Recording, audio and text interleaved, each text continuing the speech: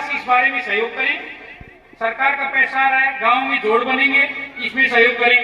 गांव की सफाई व्यवस्था में भाई 20-25 हजार रुपया महीना का ट्रैक्टर का, ड्राइवर का, ट्रॉली का खर्च कर रहे हैं, इसमें आप सहयोग करें। गांव में हमें कोई खेलनी पॉलीथिन कूड़ा हमें रास्ते में नहीं डालना।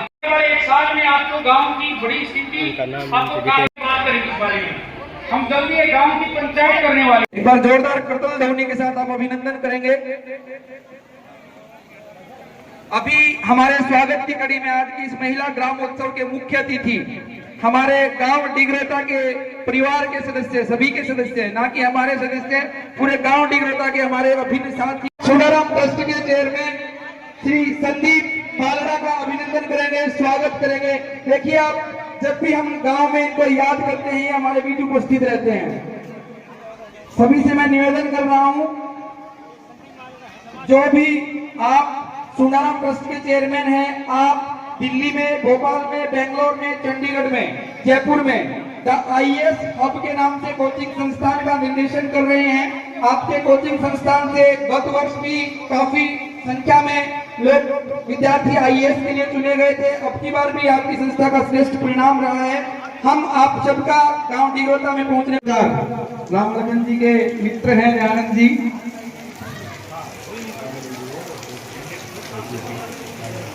इतनी बारिश में भी पूरे डिगोता गांव की अच्छी सहभागिता है। तो सभी भारत माता की, भारत माता की। अपने जिंदगी साथ ऐसे उन्होंने पूरी जिंदगी अपने एजुकेशन डिपार्टमेंट में बिता दी। हम इन लोगों का सहयोग लें, गांव के एजुकेशन के स्तर को सुधारेंगे, हमारी पीढ़ी सुधरेगी। बैठे हैं, मैं आप सबसे भी आग्रह करूंगा, सब वरिष्ठ हो, आप भी एक बार अपने गांव की बेटियों की द्वारा बनाई हुई रंगोली का निरीक्षण करें। सबसे मैं आग्रह करता हूँ, निवेदन करता हूँ सभी से, क्योंकि ये जो छोटे छोटे प्रयास होते हैं आसमान में, उनको एक सपने दिखा सकते हैं, उनके सपने साकार कर सकते हैं। प्रोत्साहन की कमी नहीं रह सकती है। मेरे आदरणीय दादाजी बैठे हुए, ठाकुर मोहन सिंह जी, कैप्टन सोडा साहब, ताऊ रामचंद्र जी बैठे हैं,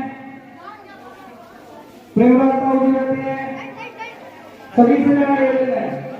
तो जी बैठे हैं, आप सबसे मैं निवेदन कर रहा हूँ।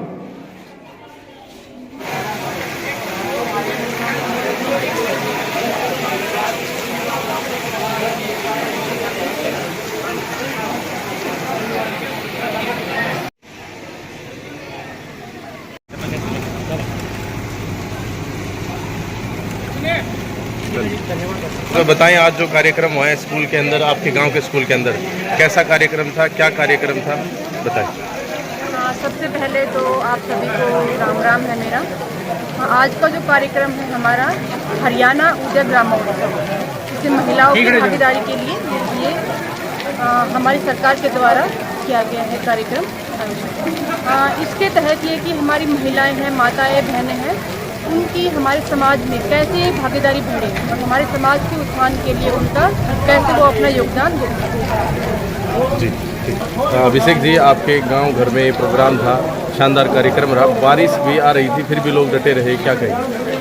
देखिए, ये जो कार्यक्रम की जो थीम है कम्युनिटी आउटरीच प्रोग्राम, और सबसे जो बड़ी ज़रूरत होती है, हमें मौसम को एक व्यवधान नहीं मानना चाहिए। इस ऐसे मौसम में भी लोगों में जो एक उत्साह है इसके लिए कि हम एक बेटर वे में बेटर ट्रांसफॉर्मेशन किस गांव का करें, और वो सबके प्रयास से होगा। इसी के तहत हरियाणा उदय के कार्यक्रम में कम्युनिटी आउटरीच के तहत हमारे भी जितने भी अधिकारी आए, उन सब में भी अच्छा खासा उत्साह दिखा गांव के विकास कार्यों को लेके, और ग्रामवासियों में तो निश्चित रूप से एक नया उत्साह है कि और हम सब मिलकर इस गांव को एक नई दिशा और गति देने का प्रयास करें। संदीप जी, आप यहाँ पर आए, कैसा लगा कार्यक्रम?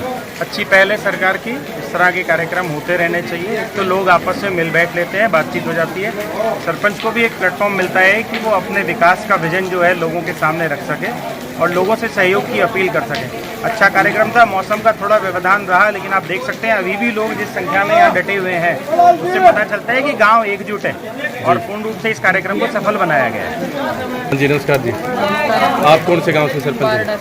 बारडा से। क्या कहेंगे, इस कार्यक्रम में आए, कैसा लगा कार्यक्रम? देखो, इस तरह हरियाणा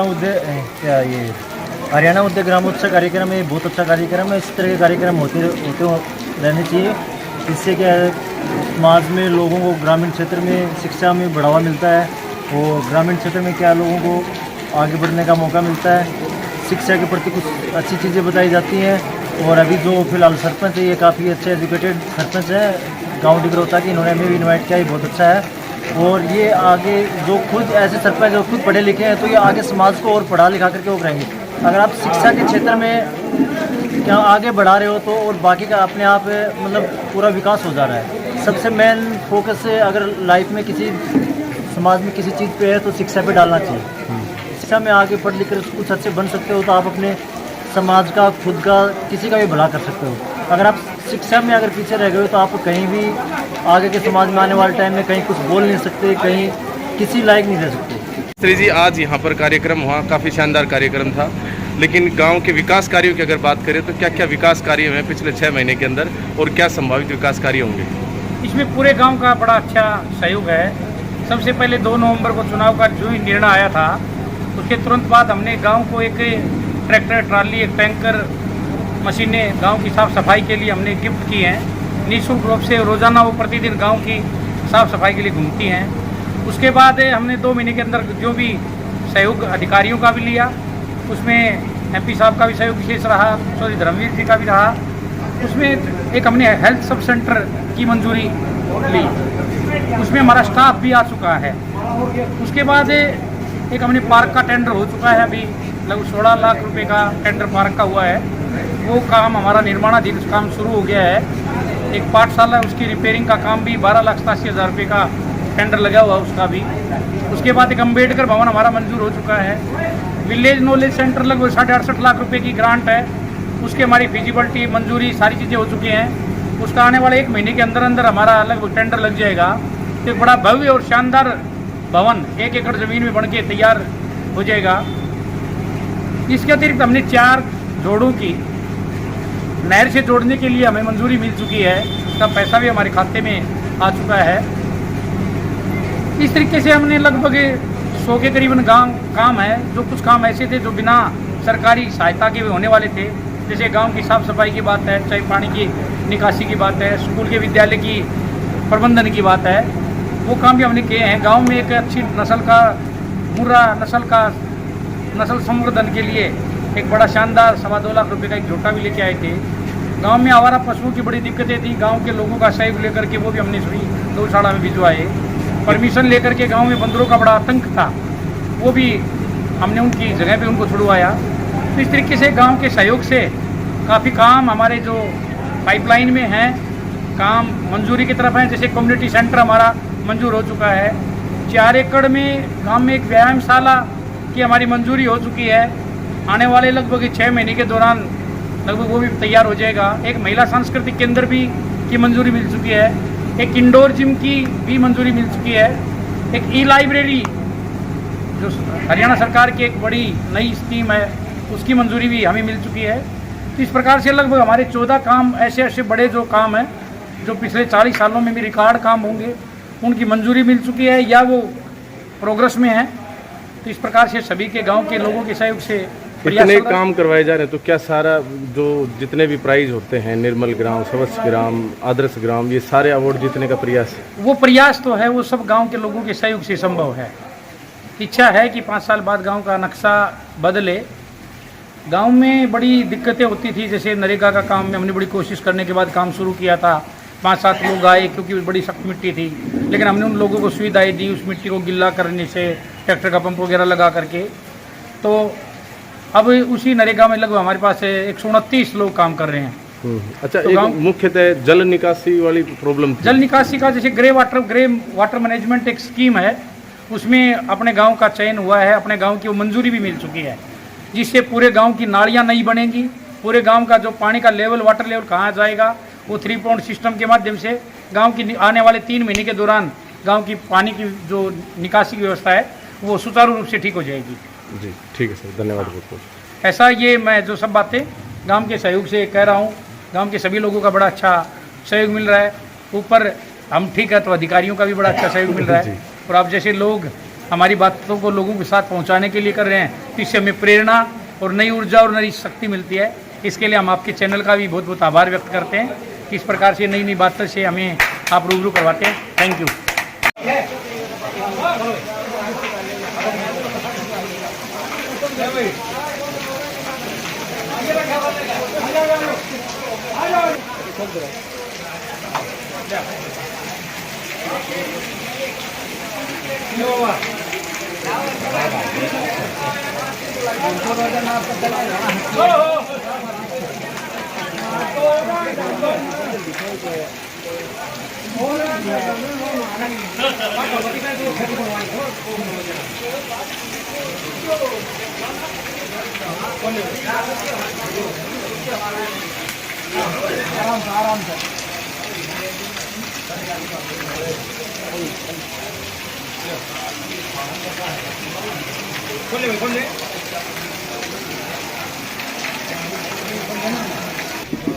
ये ना थोड़ी गया ना पहले ले आ भाई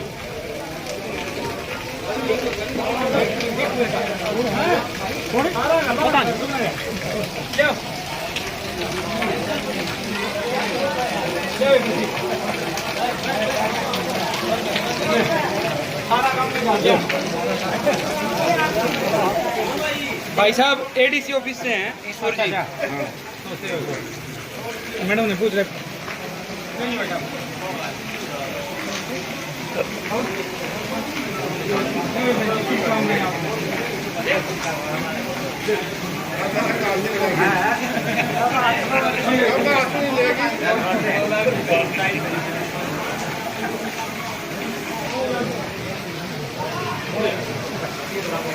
रवि बाबू